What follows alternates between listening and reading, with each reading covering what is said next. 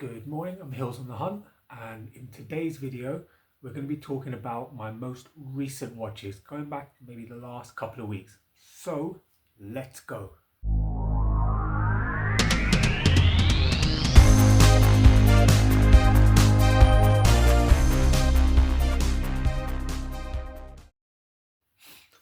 Alright, welcome back to the channel. So yeah, we're going to talk about my most recent watches. It's probably from the first of the month up until where we are now, so just coming up to a couple of weeks. It's about 9 titles, I think, in total. So yeah, we'll go through them and let you know what I thought, and yeah, let me know in the comments kind of what you thought about them. Have you seen them, and what your opinions are on them? I always love to hear everyone's opinions on movies because everyone just has a different view on different types of movies. You know, some people may like full blown, like in terms of horror, people may like full blown slashers, or not horror, or drama, or older style movies. And I'm very definitely trying to open my cache up and open my kind of mindset up to different style of movies. So there's a couple in there that are very, very new to me, but definitely piqued my interest in terms of what I want to buy moving forward. But we'll start with the first one. It's an Arrow release. It's called Burnt Offerings. This was a blind buy when I picked it up. It's from 1976, and I love creepy house movies, creepy home movies, and movies where the big location is kind of the primary in terms of what happens throughout the movie. The movie revolves around a family, husband, wife, and small child. Well, not small, but it's like 10 or 11 boy. The dad, Ben, is played by Oliver Reed. Really good. And they basically they rent a remote mansion, country mansion. Now, straight away, there's red flags because the price is just superbly low for what they're renting, and the wife has a kind of just concerned straight off the bat, like, why are they renting it so cheap? You know, what's wrong with it? And the husband reassures her that no, it should be fine. It should be fine. We'll go and check it out. And you know, they go and check it out. The owners are there. Yeah, they're very, very creepy, and the husband has a very, very almost unsettling reaction to the kid. It's weird, but it doesn't play out too much. But it kind of leads you into what to expect from the movie and in what you're looking for. They see the house and they take it. Again, the wife is still very, very concerned about it, but they go ahead and move in. Once they've moved in, they also get told. Sorry, I should have mentioned this. They also get told that coming with the house is an old gran or nan or an old lady who lives in a room right at the top, but the room is locked. She doesn't need anything. She just needs to be fed. So just leave food outside for her, but then she won't be a concern.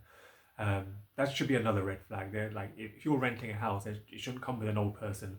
Like, that's just not right. So yeah, there's already plenty of red flags, but again, if the price is right, then you'll move into kind of anything really. As the days go, as time goes past, things start happening. There's a scene there's a pool outside. There's a scene in the pool where the dad and the son are just kind of messing about and playing, and then the dad gets some weird vision. It's almost like the house or something in the house, some higher power in the house is overtaking him, and he basically just tries to drown his son, but has no recollection of it after, which is very, very weird.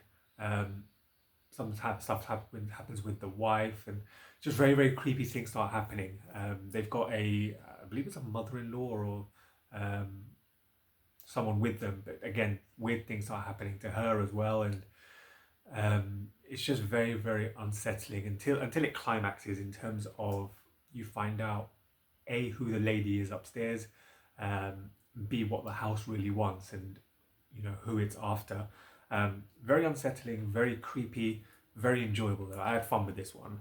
If you haven't seen it, definitely check it out. If you're into like creepy house movies and sort of like Amityville Horror, where the house just kind of takes over the family, this kind of falls into that bracket, I would say. But yeah, very good. Burnt Offerings. next up, it was a Halloween watch, and it's gonna it's gonna be a it was a slightly late Halloween watch for me, but it's a movie I can watch all the time, all times of the year. For me, this was my favorite film of 2024 in terms of its release, and I know a lot of people. For us in the UK, because Nosferatu came out on January 1st, I don't recognize it as a 2024 release, but I still don't think it would have beaten this. There are other movies, but for me, because of how little fanfare it had and how under the radar it went, when I watched it, it was just phenomenal. My second watch of November so far was Oddity.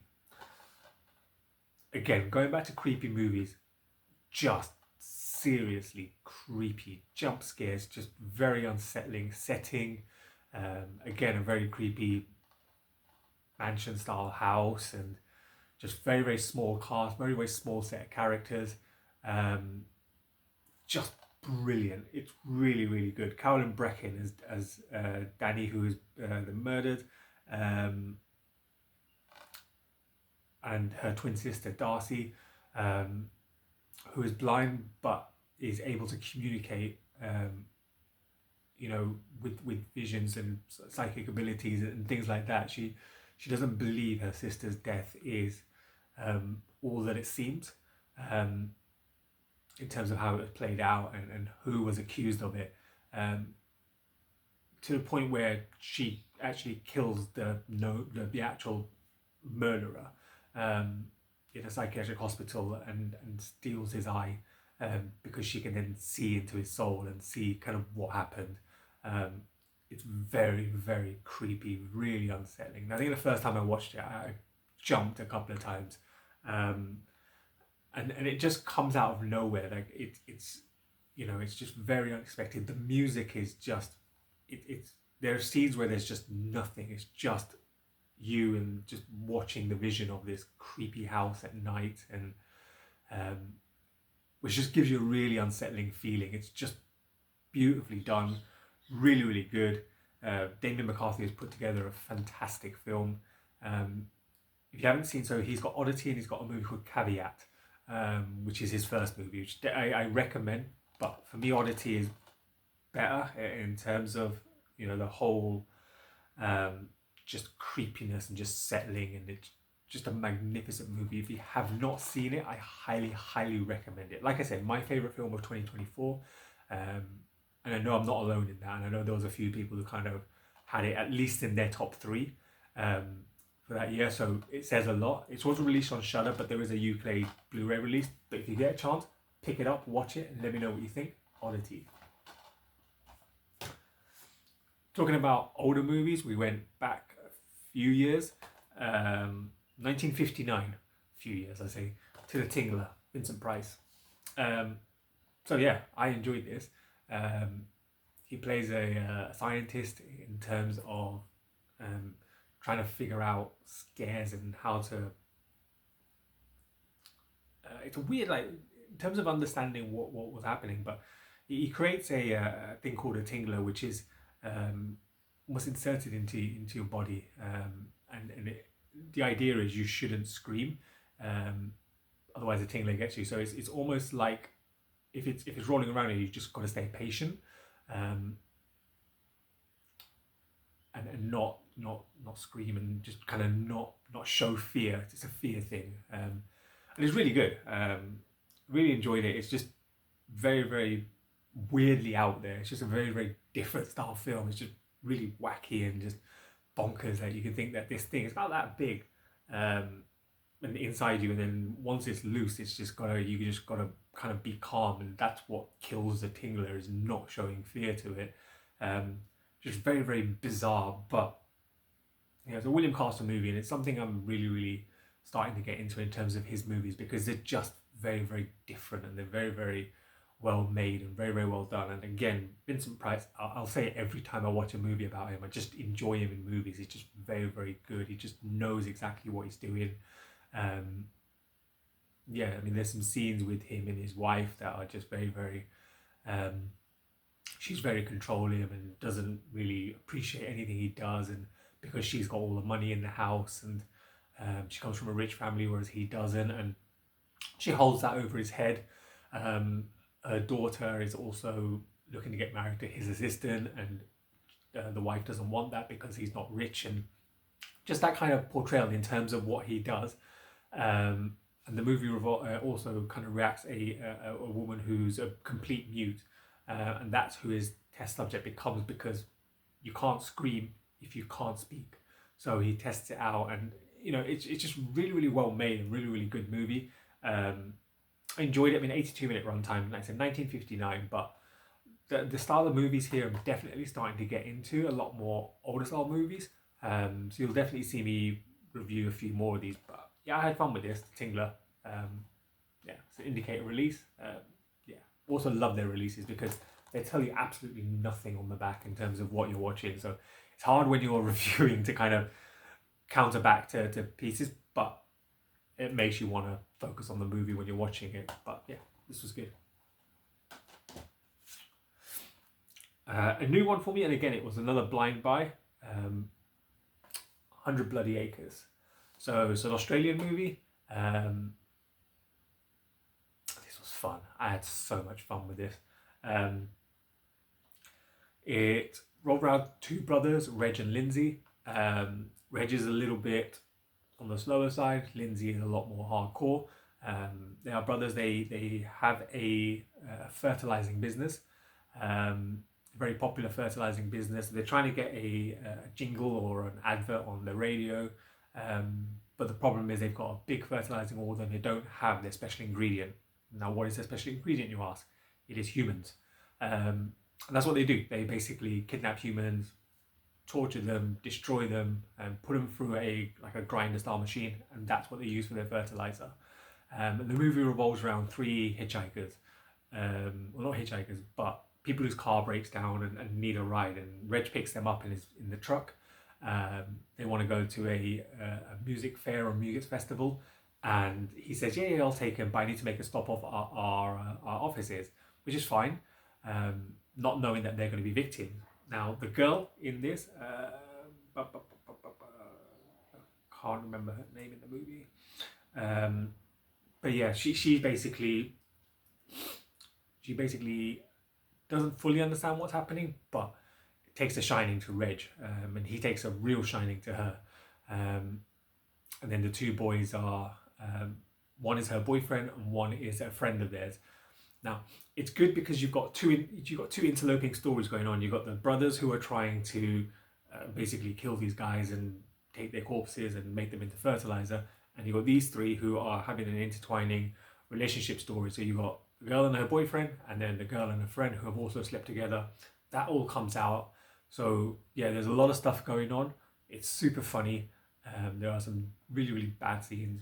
There's a very, very uncomfortable scene with Lindsay and a very older lady. I'll leave it there for you guys to enjoy. But yeah, it's very good. And then there's the interactions between Reg and Lindsay in terms of Reg having enough because of being bullied by his older brother. So yeah, there's a lot of intertwining happening in the movie, but it's fun. It's definitely worth checking out. It's just silly, super gory, as you'd expect. Super fun and just very, very bizarre, but super fun movie. It's a popcorn movie in my book. You can just kind of switch off and enjoy it for what it is. But yeah, definitely check it out. 100 Bloody Acres.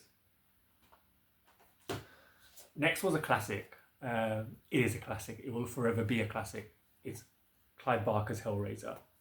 I love this movie. This is the steel book, the Arrow steel book. Yeah, absolutely love the image on that front. Pinhead. Love this movie. There's not much I can say about it because if you haven't seen it, you definitely need to check it out. It's just brilliant. Although we did find out that the movie was filmed in London, not far from kind of where I am, so I'm definitely tempted to check out the house where it was. I know it's been renovated into kind of smaller flats, but the concept, the door number and everything is still there, so I'll definitely be checking that out. But Hellraiser, it's just, I mean, Pinhead and the creatures, Cenobites, and yeah, it's just a phenomenal movie across the board. There's not much I can say, like I said, but if you haven't seen Hellraiser, just check it out because it's a movie you need to experience for yourself. There's just so much, and it's a movie that's so far ahead of its time in terms of just everything in terms of creatures and the whole story, the afterlife, and just everything that happens in it. It's just a phenomenal watch. Yeah, forever be a classic. Hellraiser. Traveling to Mexico next for the next watch, and it's Vacation of Terror.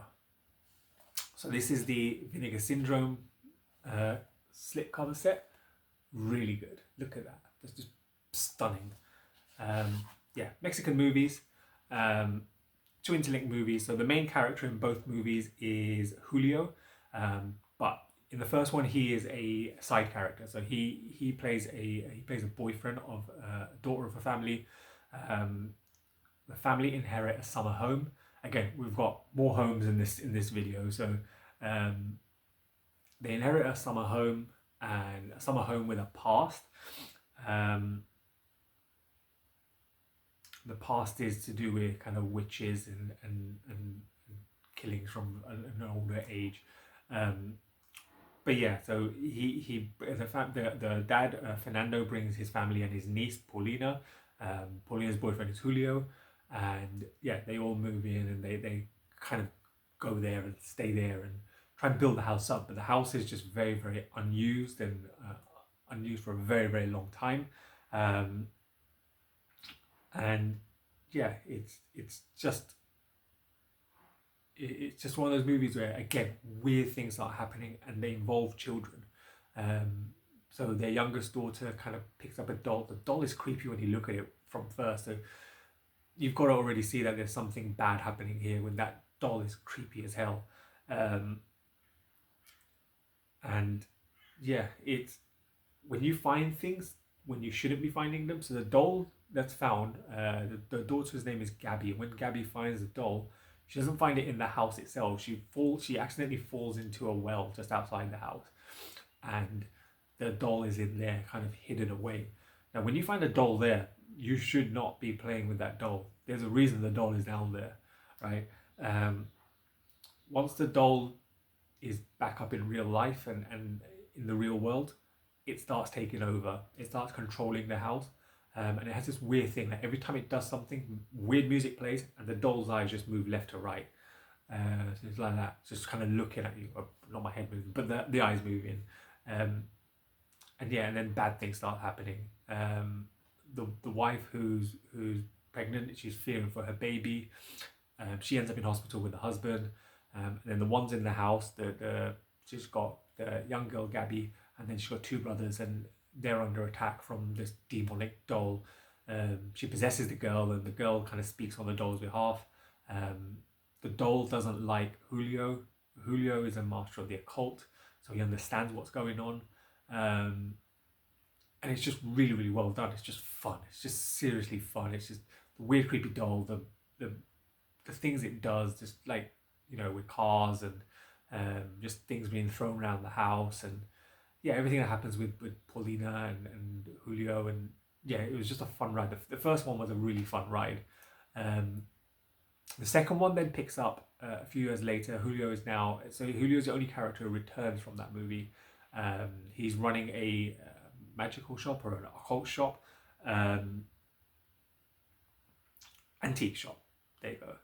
And he meets a girl named Myra, who's played by Mexican pop icon Tatiana. No idea.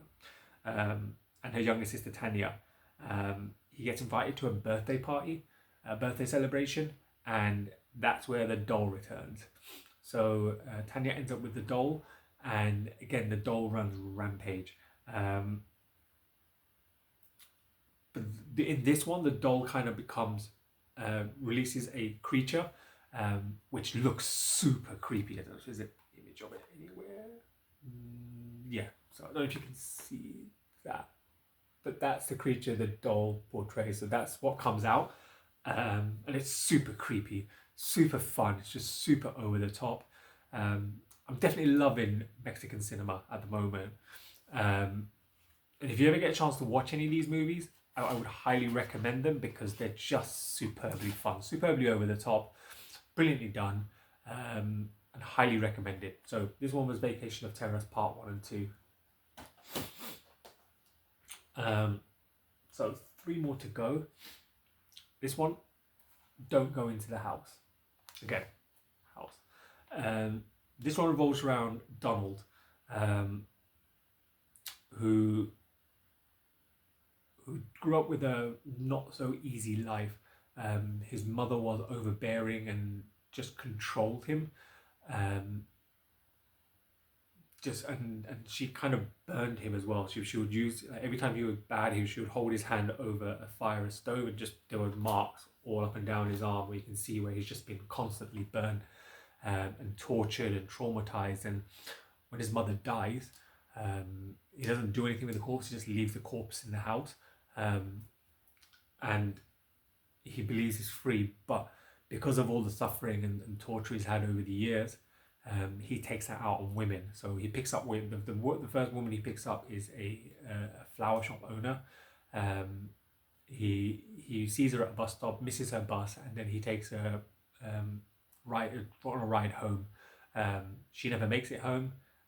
He says he has to stop at his house just to drop medication off or something off for his mother. I think it was some flowers for his mother because she's sick, so it will make her happy. Invites her in, and that's it.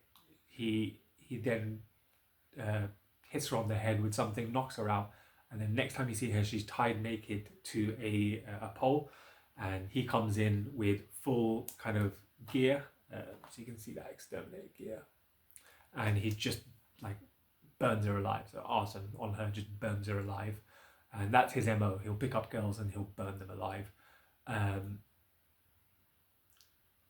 And it's just creepy. He wants to be a good guy, but he's overrun by his mother. Even though she's dead, she's just kind of controlling him. And now he fears that every woman is the same to him. They don't like him. There's a scene in a nightclub where his friend takes him out, and he introduces him to a girl, and she grabs his hand to kind of get him to dance. And the more she's pulling him, the more you can see he's getting angry. And at that point, he picks up a fire candle and burns her with it. And that's when people start realizing what Donald is actually doing. Once he escapes from there, he picks up 2 more drunk girls, says he's going to have a party at his house, and then tries to torture them as well. And, people get there, but it's super creepy, super unsettling, super set for its time. I think it was a 70s movie, 1980, exactly. Dan Grimaldi plays Donald. He's really good. I really enjoyed him in the movie. I think he played the character really well because he just felt like someone who had been tortured and treated badly his whole life, and this was his way to kind of come back to it. I really enjoyed this. Don't Go in the House. 2 more to go. This was brilliant. Brian De Palma's Dressed to Kill. Really good. Angie Dickinson, Michael Caine. Angie Dickinson plays Kate, who's a frustrated housewife. She goes to see her doctor, played by Michael Caine, Dr. Elliot, talk about her sexual frustrations with her husband and everything. And after that meeting, she then goes to a museum and seduces a guy. They go back to his apartment. They do some stuff in the cab. They go back to his apartment, do the thing, and as she's trying to leave, she gets attacked in a lift by a woman wearing sunglasses, a big tall woman wearing sunglasses. She gets killed, and everything is seen by a high class prostitute who witnesses what happened. Her life is now in danger, but the problem is nobody believes her, and she has to try and clear her name. Kate's son, who's a genius, also gets involved, trying to figure out what happened. And the movie plays out really well. Like, it's very, very unsettling, very creepy, very well done. The music score, which Pino Donaggio, which is brilliant. It was just so good. It works so well in the movie, and it's such a big element to the movie. Michael Caine is very good as Dr. Elliot, as you'd expect with Michael Caine. But yeah, it was so good. It was really, really well. I really had a good time with this. Just having the police officer who kind of didn't believe anything, and and almost felt like the prostitute was the killer, was very, very cool. Um, yeah, I definitely had fun with this. If you haven't seen it, definitely check it out. Dress to Kill. Um, really enjoyable. And then it has a very, very bizarre ending when everything plays out and you find out kind of who the killer is and what their motive was behind it. Um, yeah, definitely fun. Definitely really good. Really good work. Dress to Kill. And the last one was a Criterion watch for me. It's The Last Picture Show from 1971. I really enjoyed this. It's drama, about 2 hours long. It's set in Texas, but in a very, very lonely small town in Texas.